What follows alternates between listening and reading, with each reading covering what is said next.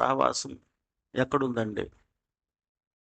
మన సహవాసం దేవునితో ఎంతవరకు ఉందండి? చెప్పాలంటే ఆలవారు గడ్డ తీసుకుంటే తిరుపు మడగతాం చూడండి. ఆ తిరుపుని దేవుని దగ్గర వేసి ఆ గడ్డంతా మనం తింటున్నాం.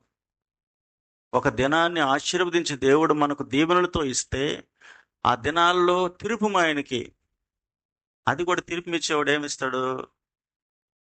బాగా పగిలుండే గట్ల ఇస్తాడా? ఏడు ఉడికి ఉడకుండా దాంట్లో సగం కొంచెం అంచును అక్కడ కట్ చేసి అట్టిస్తాడు. ఇది వెలబెట్టే వాళ్ళకి, ఇది తిరుపు మడిగే వాళ్ళకి. జీవితంలో మనం దేవుని అంత తక్కువ చేస్తాం.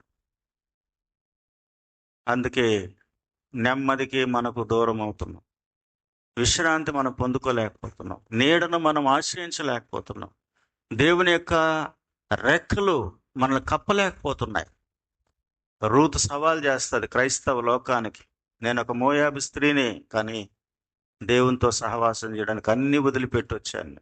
అందుకే బోయజ్ అంటాడు, మహోన్నతుల రెక్కల క్రింద సురక్షితంగా ఉండడానికి వచ్చావు అంటాడు. దేవునికి స్తోత్రం కలుగును గాక. అది దేవుడు కోరుకుంటున్నాడు. మహోన్నతుని రెక్కల క్రింద నువ్వు సురక్షితంగా ఉండడానికి వచ్చావు అన్నప్పుడు దేవుడు ఆ పక్షంగా ఏం చేశాడో తెలుసా? ఎక్కడైతే అనాథగా బ్రతికిందో దానికి ఆస్తికర్తనగా దేవుడు చేయగలడు ఆయన. దాన్ని వెతకడం వల్ల ఇప్పుడు దాన్ని వెతకడం వల్ల మనం 10 మంది కుష్ఠరోగులు బాగుపడితే ఒక్కడు వచ్చినాడంట, అతడు కూడా సమరయుడు.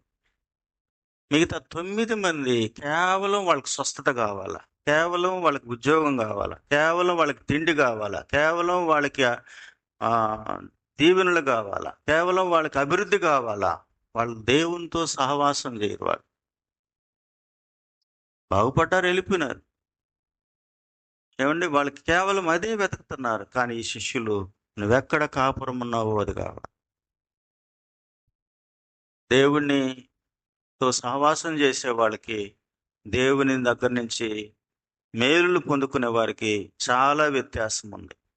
అంటే దేవుని దగ్గర నుంచి, నా ప్రియ దేవుని బిడ్డలారా, అడుక్కొని తినడానికి కాదు మనం వచ్చింది, ఆయనతో కాపురం చేయడానికి వచ్చాం.